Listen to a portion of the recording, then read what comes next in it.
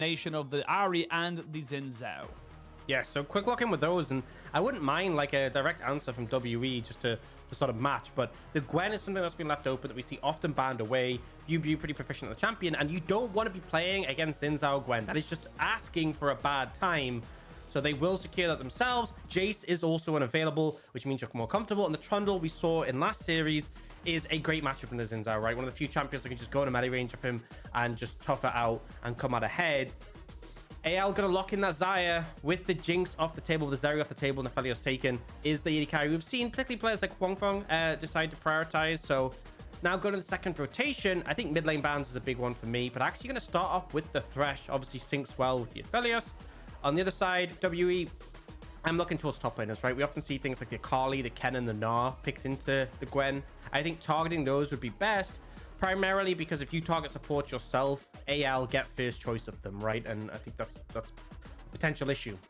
Yeah, absolutely. I think AL will be looking towards that Rakan. We do see that Xayah Rakan. You get, of course, so many different buffs. And like you mentioned, WE... Oh, he is! Oh my god, I forgot. Weird how you'd pick it and then go for it. Anyway, never mind. The Lovers duo shall not be a duo in this particular game. But the Gnar being banned away. The Akali is what we expect to see banned away here by the side of anyone's legend. Now, the ZDZ has been a bit of a purveyor.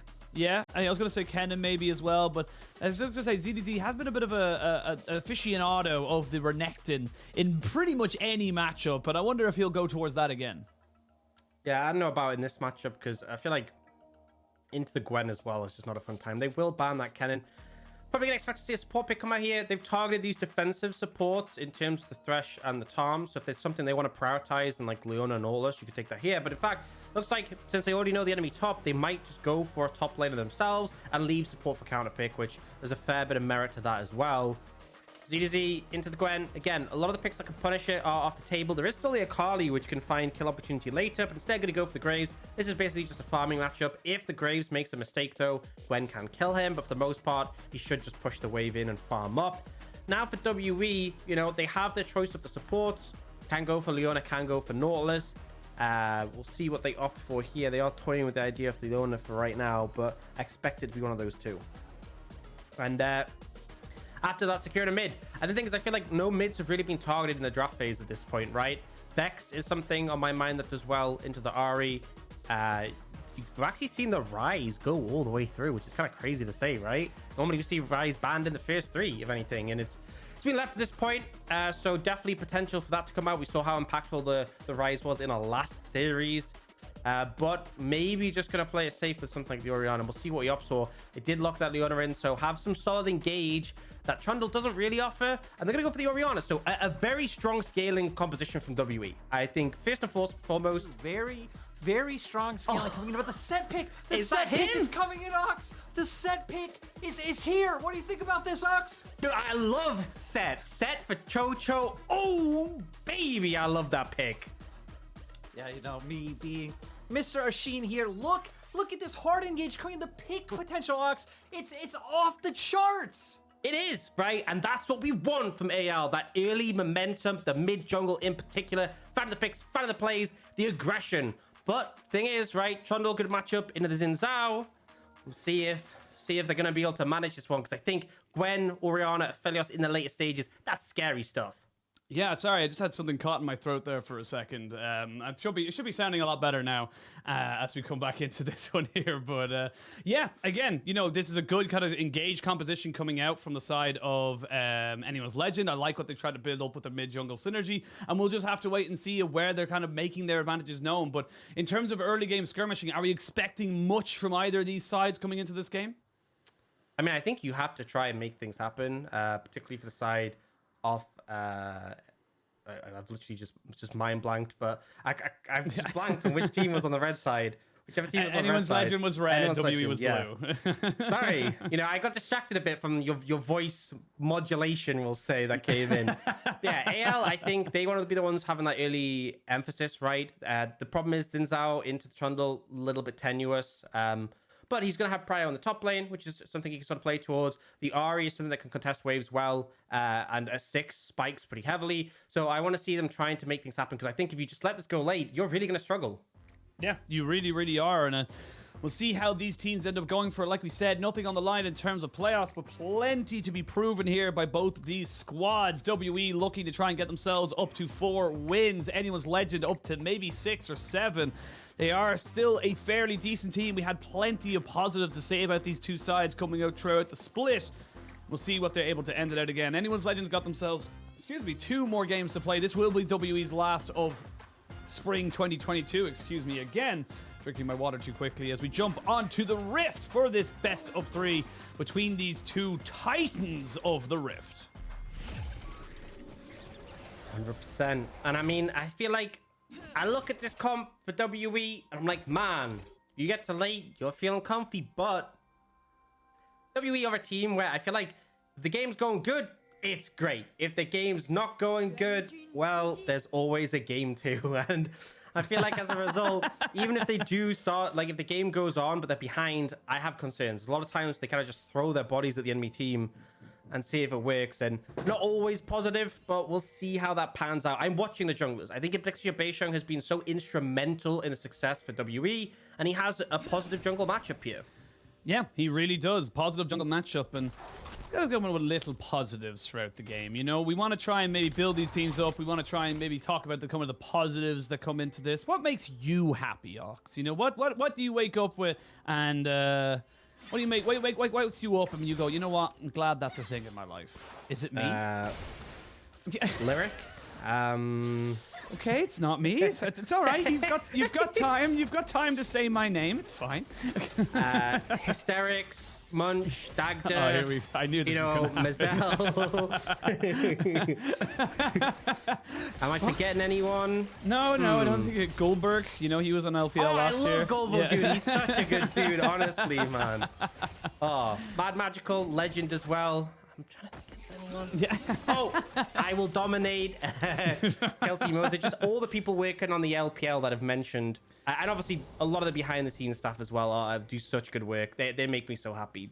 I'm glad they make you happy, okay? That's all I need to say about that. But Xiaohao gonna see if he can make his mid laner happy as Xayah is pathing up towards the top side. And this is just smart positioning for the side of Xayah, recognizing that he doesn't have priority in that bot side.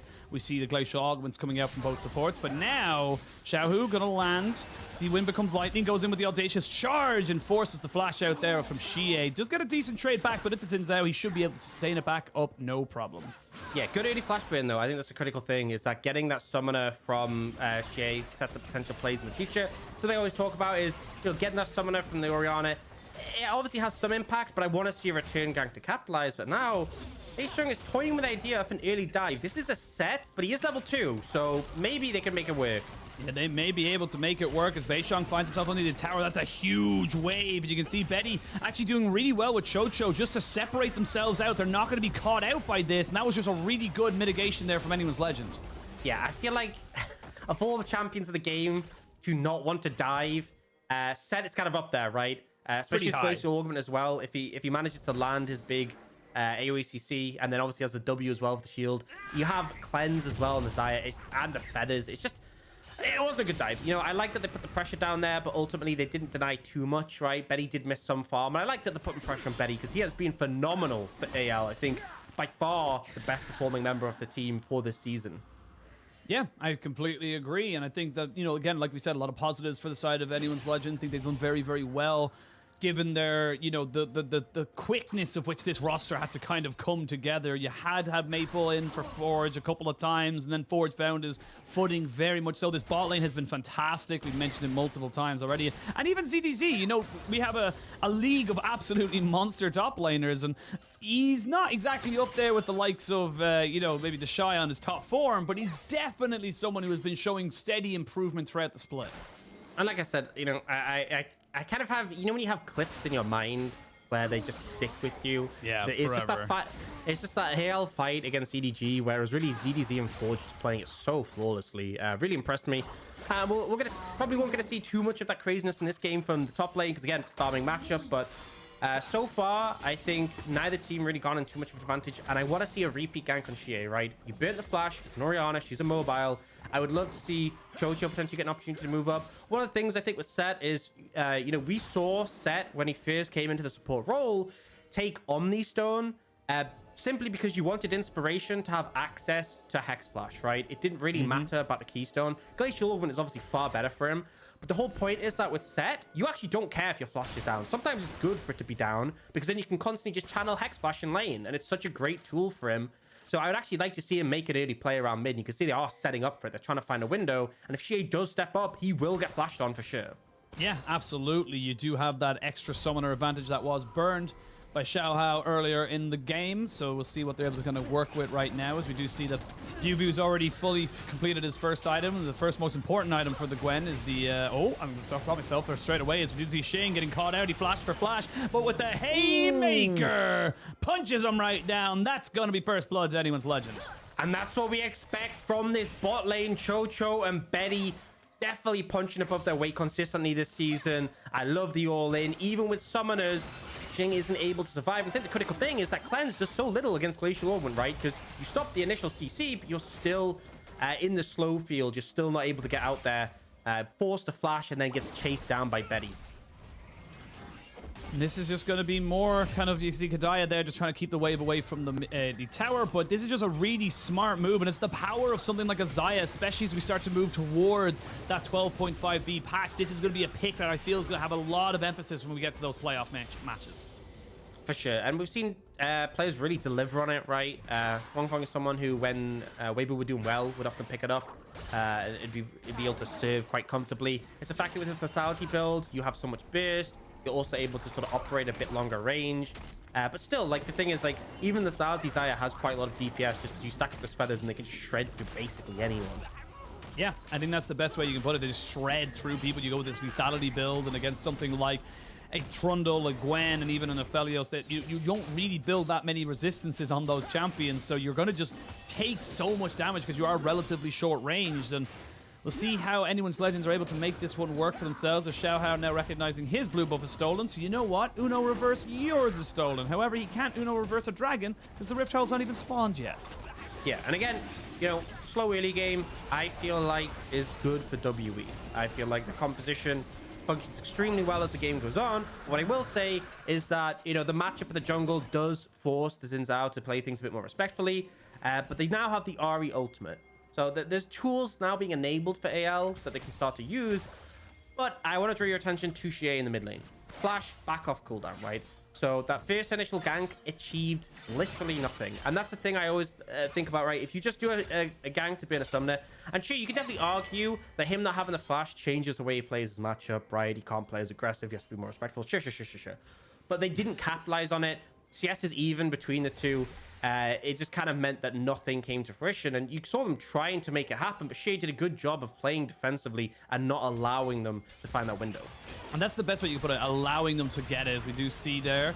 Kedaya going in, but no solo flare to follow up. A good trigger discipline there from Betty. Doesn't use his ultimate to let the feathers fly just at the moment he got caught out, so we recognize he doesn't need to as the Moonlight Visual comes out, but that will be mitigating the damage there. You do have Beishong roaming up and will be spotted out on this ward, so Betty, sadly for him, has to back away from this very, very big wave, and without his ultimate available, this becomes very, very dangerous. But Forge, not to be outdone, is still around and still hunting to see if he can make something work for his team. Yeah, I think the fact that Forge is able to get first move means they aren't going to dive. Because they very much would be able to find that 3v2. But now Forge is caught out. Oh, the shockwave. I don't know if that was going to clip him, but Forge felt like it was close enough, so he had to use the Spirit Rush. So for ultimate, you end up just trading. Yeah, and what I will say is the Ahri ultimate is a lot more valuable and useful than the Orianna ultimate right now. Plus, it is Forge who's trying to make these movements on the map and impact, and without his ult, is very subdued. And now they apply that pressure bot again. She is able to move first, and it's the Aphelios. He has red-white, and it's a Trundle. They shred plate, so a lot of damage done to the tower. QiuQiu will force them up with his level 6 being hit, but it is still a big win for WE's bot lane. Massive win for them, and we'll see them now able to deny ZDZ the Gromp as well, as BiuBiu just roamed down after clearing out that wave. Pretty much uninspiring in terms of the top side. It's just an island for these two players. Nothing really to be talking about. And a lot of the pressure has come from that bot side. So despite that first early kill going over the side of anyone's legend, it is only the advantage of that kill right now. And you could argue that with the extra minions that the side of Xing and Kedaya have gotten, the advantage shall be theirs in terms of experience. We'll wait to see how both these teams now play it out with 2.5 minutes left until that dragon spawns.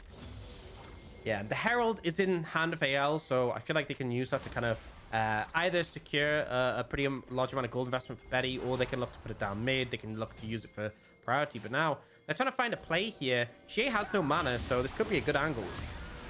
It's going to be a very good angle. They go straight in. Xiaohao does pop down the ultimate as he tries to keep himself alive. Beishong now flashing away to see if he can keep himself alive, but he cannot. Another good pick here for anyone's legend, and it does feel like they're a little bit more coordinated again. Something we've seen all split for them. They are good when it comes to those little skirmishes in the early game.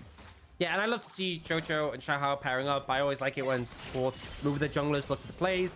They were trying to find one for a while in the mid lane. We weren't able to get it, but now with Xiaohao being on low mana, you just don't have a back 3v3 so subdued from WE, even though obviously Forge didn't have his ultimate at the time, but wasn't necessary to find that kill.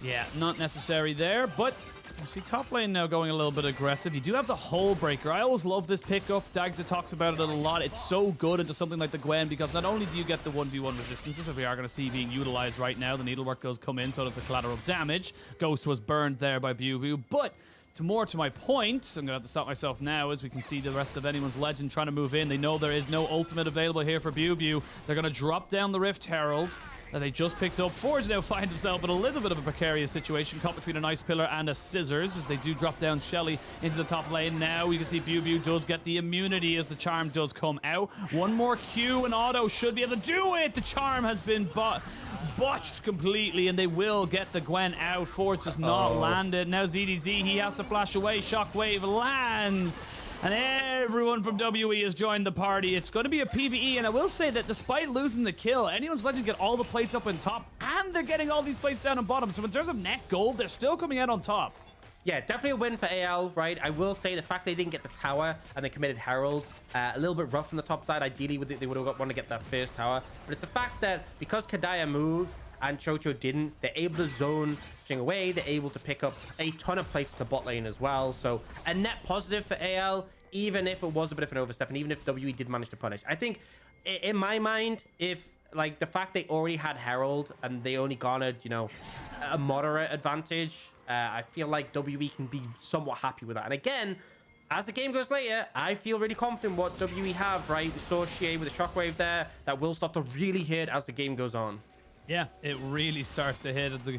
Start to see some items being picked up. And speaking about being picked up, anyone's legend will counteract the dragon they lost earlier in the game for a dragon of their own. It is going to be a different rift than the first two dragons that we saw, but a Hex Rift. And we love some Hex gaming in this game. Oh, I love Hex Gates, man. They are my favorite thing, I've got to say. And particularly if you have a champion like Gwen, who is so scary on a flank, but not necessarily the best at, like, getting onto a flank. Like, if you have TP, sure, it's great, but it's not like one of these champions that can just, like, dash onto your backline easily. But if you can Hex Gate behind them, absolutely perfect. Yeah, something like a Gwen, something like a Sett as well, as we do see top lane turret will end up falling just about that's actually there. So smart, by the way. Yeah, because just zoned away from the gold. No local gold. So, yeah, you know, that's actually such a negative for ZDZ. Like, he really... I even think it's at the point, like, you get so much gold from being in the range. It might have been worth, like, even dying to get that money because there was so much missed out on. So, BiuBiu, phenomenal play there, denying so much.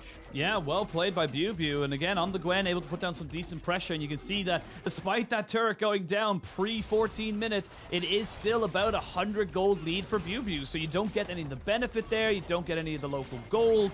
The only thing you get is the fact that the tower isn't there, which is still good, but you don't get any of the extra benefits that you would love. Yeah. Actually, and you get a team-wide gold, which is like, I think it's like 50 per person or something like that. It's 250 quid, yeah.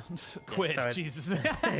250 quid, mate. No bother, mate. It's a couple of rounds in the pub. You'd be grand. But yeah, it is unfortunate for AL. I just wanted to make a mention there. Beishong going towards a much more tankier build than we've probably seen with the Trundles, going towards a Frostfire Gauntlet rather than the Divine Sunderer. So he knows his job in this game is not to be a fighter. It's to basically be a meat shield and a stun bot, or a pillar bot, shall we say. Yeah, I think that's the thing, is that you're really going to struggle to get in range if anyone you kind of want to hit, right? Because you got the feathers, the charm, all that flying around, right? ZDZ's ranged as well. And I think it's the correct thing, because if you do get in range to chomp someone, the slow is going to be very useful in those skirmishes.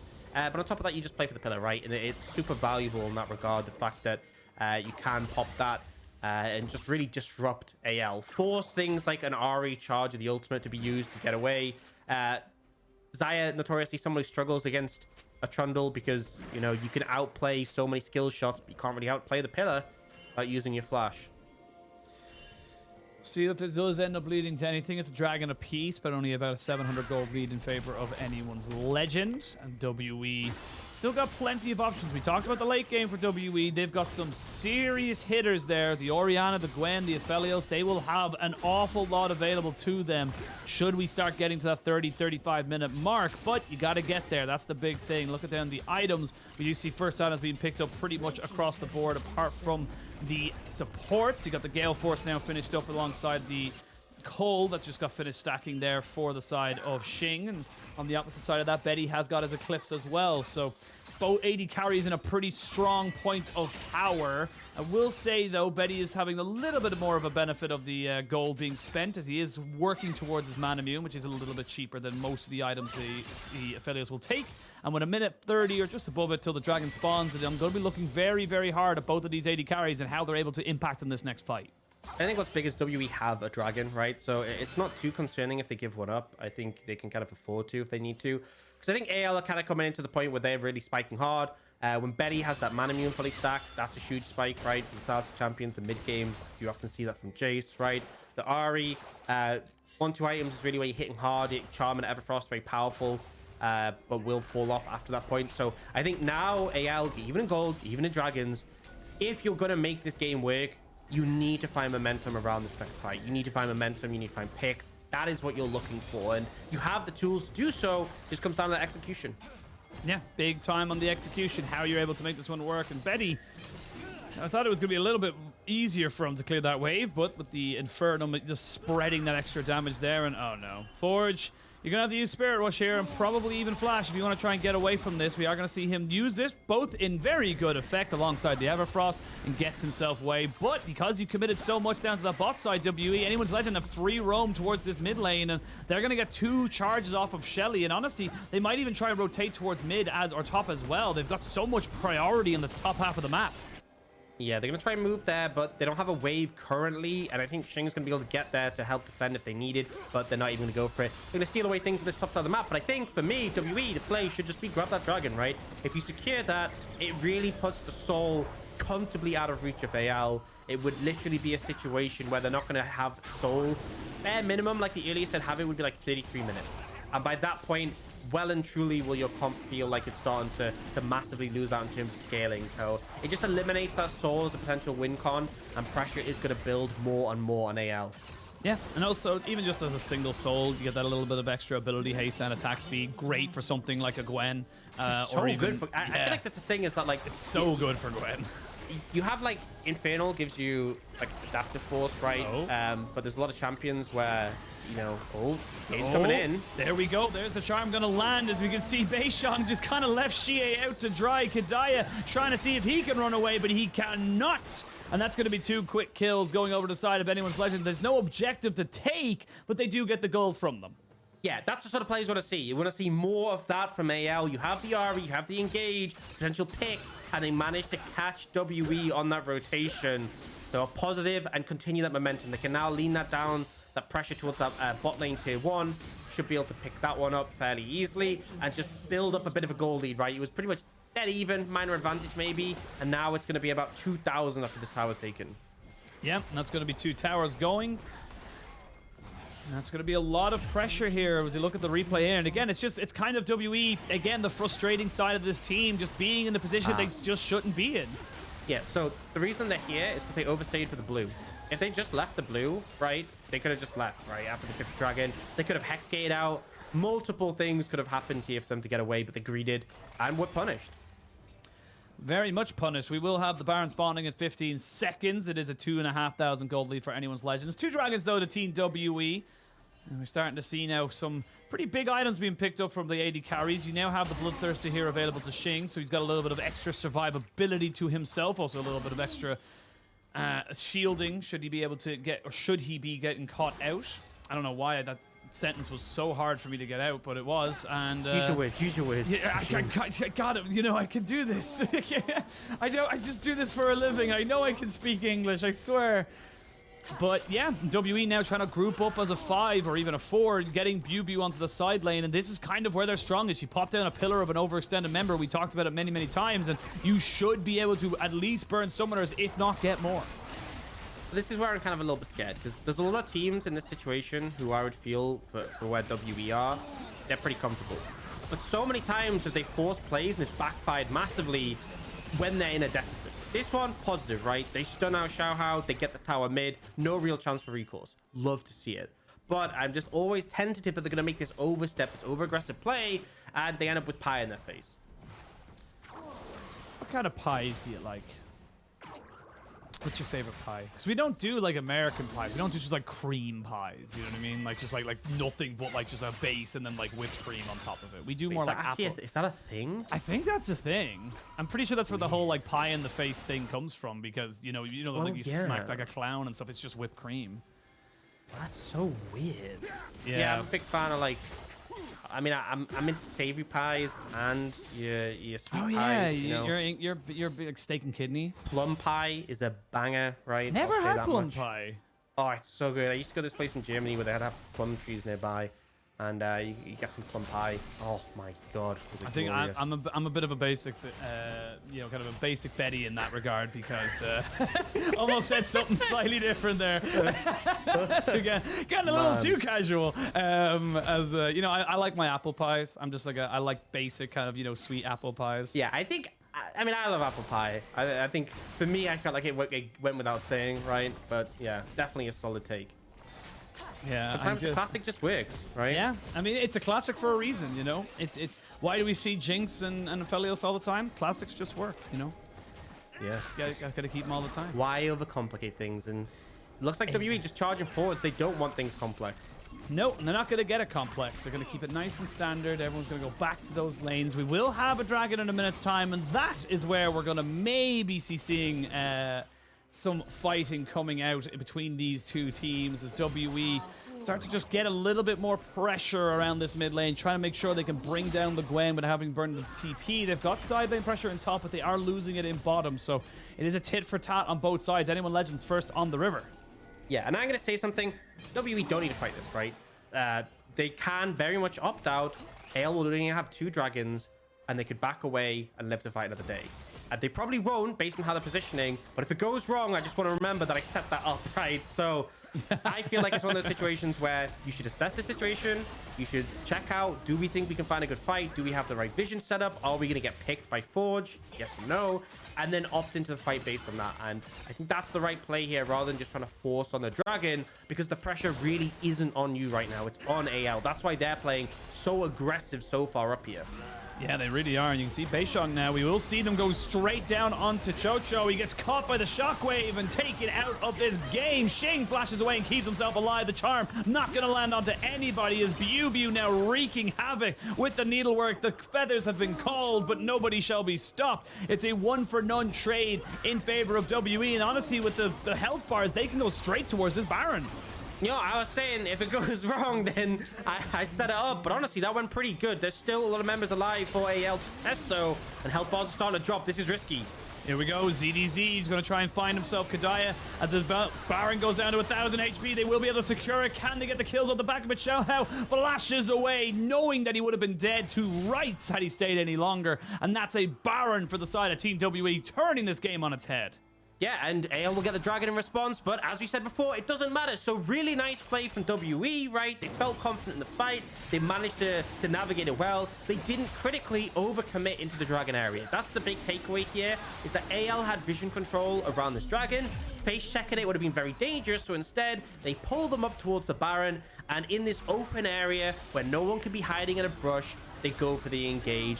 Huge burst damage comes out from Shing here, and although it does get turned around by Betty, already the front line from AL has just been decimated. And with BiuBiu coming in, they just have to back away. And honestly, WE are making a habit of just being from in behind games and just making it back, making smarter calls. And again, this is why we have such, a positive outlook on this team, despite them being 3-12. They have shown fantastic development throughout the split and showing that they can play as a cohesive unit, as a team. Yes, it's the second dragon for AL, but nobody cares at this point because nobody's even close to a soul point. So 42.8 gold apiece. You're not really going to be getting much more of a difference between the two of them. And now you're looking at a 2.5 item Gwen, a 2.5 item Aphelios, a 2.5 item Orianna. These are big, heavy hitters coming towards that late game very, very fast. Yeah, and it is getting scary and scary. The fact that Baron's off the cards, right? Because as we said, Dragon Soul not really a win condition for AL, because by the time they get to it, it's going to be pretty late in the game. I think probably the game will be out of their control at that point. The Baron is their big win con, and not only is the fact that WE got it, can apply pressure, give them extra gold, but also it just means that's a massive timer added on to when AL can potentially get that first dragon. And all of these things are contributing to make the game more and more difficult. And as WE ramp up, I'm concerned, right? Jing now so strong, level 14, 2.5 items, has the stopwatch in pocket as well, so not an easy target to pick off. And the thing is, like, everyone on AL is quite short range. If you have to approach Aphelios, you are just going to get beaten up on. Well, they're going to go ahead and start getting that beat up on right now, but it's going to be AL getting on top of Kedaya, gets in there with the showstopper to start it all off. It really should be show starter, as QiuQiu does end up falling down. This is just the power of the Gwen. You have that TP in pocket. As I said, that BiuBiu goes a little bit too close to the sun and will be taken down just before the turret gets taken by Xing. And feel like that was just a little bit of overzealousness from BiuBiu, but again, good turn here from WE. They get the kill trade and they get themselves a tower in top. Yeah, he TPs in with ultimate. He's like, I've got to go, but an overstep comes in. It is going to be a trade in kills, but WE obviously, as you said, pick up the tower, so still a positive for them. And again, as long as they're not falling behind on these plays, they're pretty comfortable, but ZDZ, you might fall behind on this one. He should be fine, I think. As I see that now, Kedaya does get him down with the Glacial Augment. They have got that with the Shockwave comboed in. We will see the Immortal Shield Bow coming out. He just about goes down. The Clockwork passive of the Orianna doing the last bit of tick damage they needed. And not only do they get the kill, they also get the flash out of ZDZ. So Anyone's Legend kind of losing the run of this game very quickly. And again, like we said, bit by bit, little by little, we are seeing more and more items being picked up by WE, and it gets scarier and scarier. Yeah, on top of that TP burn as well. Now, we're going to replay of this, and it's a great stopwatch from Kedaya to buy time. This is the thing, AL want to find those picks, but Leona, especially when she has a stopwatch, not really the best target. Nice dodge there from Kedaya at the end, but here, BiuBiu TP's in, has the ultimate. He's like, I want to go, I want to be aggressive, but just gets caught out on the back end. Now, though, Baron is off, but oh my lord, that damage. God damn, that's a lot of damage coming out there. And we can see now Anyone's Legend, they cannot defend this. And again, we're just seeing more being taken by WE. They were just patient. They kept themselves in check. They knew that if they kind of slowed down the game as much as they possibly could. We've gone from dead even to a 3,000 gold lead now, or just a little bit underneath it. And WE, honestly, in my opinion, are in total control. Yeah, and this is a big positive to me, because my concern for WE is sometimes in games where they fall behind, they just charge at the enemy, they fall apart, people get picked off, people in uncomfortable positions, and it just looks like, when they're behind, and when they're ahead, they can look good. But here was a game where they had to play a bit slow, a bit patient. That's why I was a bit concerned about their win cons, and they really have. They really just lent into slowing the game down, and it has been, compared to some games we've had in the LPL, a relatively slow one, and that just absolutely favors them. So in a good position to set up this dragon in 45, and now you can see just by how hard it is for AL to contest the control, they currently know they're on the back foot, and they're struggling here. Whoa! Solar Flare goes completely wide as QiuQiu just says, I'm going in, nothing else but forward, as he now finally finds himself on the backside of this fight, but BiuBiu is there to say hi. Kedaya burning down and will be taken out. That's a 3v1 as BiuBiu is just taking out these health bars by himself. Oh, the bait call was very nice there from Xayah to take out some last few remaining stragglers. WE versus AL, it ends up being a 3-for-3, and out of nowhere, we're looking at Soul Point now for Anyone's Legend, because they've got themselves the better health bars. Yeah, ZDG just kind of went unchecked there and able to clean up, and WE have to back away. They will take this mid lane tier 2, so it's not like they get nothing. But now AL, one dragon away. And again, the game is very late. I still have concerns, but one of the bigger elements that still holds up in the late game is this Graves for ZDZ. And absolutely delivered in this fight. And that is going to be a bit of a trade there. Gold for the side of WE, power towards that soul for anyone's legend. And these fights are so separated, so divided. It's hard to see a real clear winner as we come into the replay. Yeah, so the big things I want to pay attention to is the Gwen coming in and how much BiuBiu does, right? Goes in here, essentially is able to use the ult to not only kill QiuQiu, but Forge as well on the back end of it. But ZDZ is kind of just untouched, just free hitting. And on the rest of the fight, you know, it starts to get scrappy, but Xiaohao just does so much absorbing damage with the ultimate. I actually feel like here, you know, a bit of an over chase onto him there. Now he's looking for more.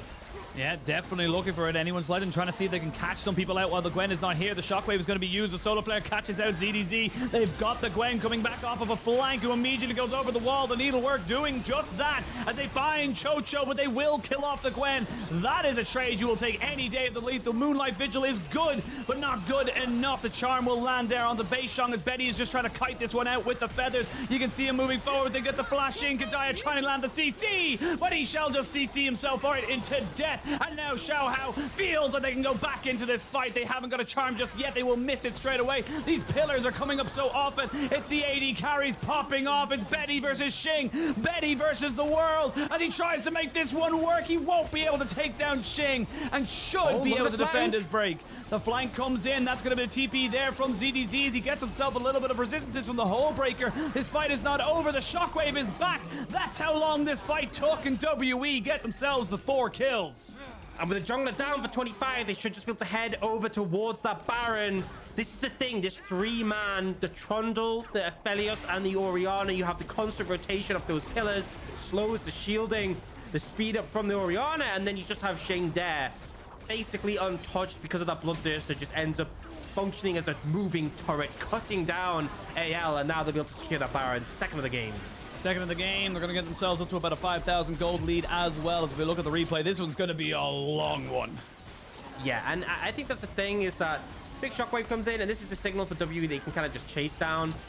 We do see initially BiuBiu gets chunked quite heavily, and the charm connecting from Forge means they're able to trade. It's a favorable trade. But the problem is so much has been invested, right? Ult now down for the Ahri. They're just kiting backwards, and it's this 3-man unit who can chase forward, use those pillars on cooldown, and just continue to charge onto their opponents, right? Kedaya does end up sacrificing himself to trade for the ult, but it's so hard because you go in range, Xiaohao gets chomped, you lose the AD, you get just shredded by the side of WE. Look at that TP. It's so far away. I was wondering when he TP'd or what too, because there's no minions, there's no nothing, and sadly for ZDZ, he's now 1-3-2. Not quite able to make this one work for him. We do see now the Baron up for WE as they start to barrel down this mid lane. You're on the 4 items onto this Aphelios. You're coming up to a 4th item here for the Gwen as well. This is just getting harder and harder. And again, we talked about this. This game goes to 30, 35 minutes. This is all WE territory. And I think you kind of seen in that last fight, right? Despite the fact it felt quite close at times, it really feels like AL, or not just the gold deficits are only available, but in terms of the composition, they're fighting an uphill battle. And it's such a struggle because if you go up close to anyone from WE, they will just burst you down at the moment. And everyone from AL is forced to go up close to try and find the window. Now, they're trying to use 2 waves on the bot side, right? BiuBiu's going to go here so you can try and apply that pressure. They're synced pretty well in all honesty, but I feel like ZDZ is kind of comfortable holding that bot wave by himself.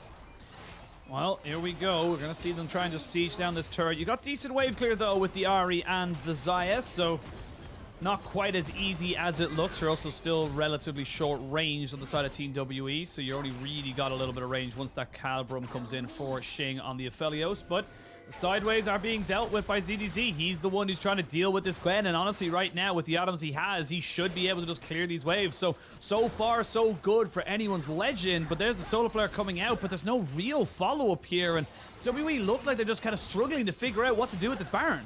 Yeah, they can't really find too much headway, but ultimately, one of the big things that is achieved is keeping AL trapped in their base.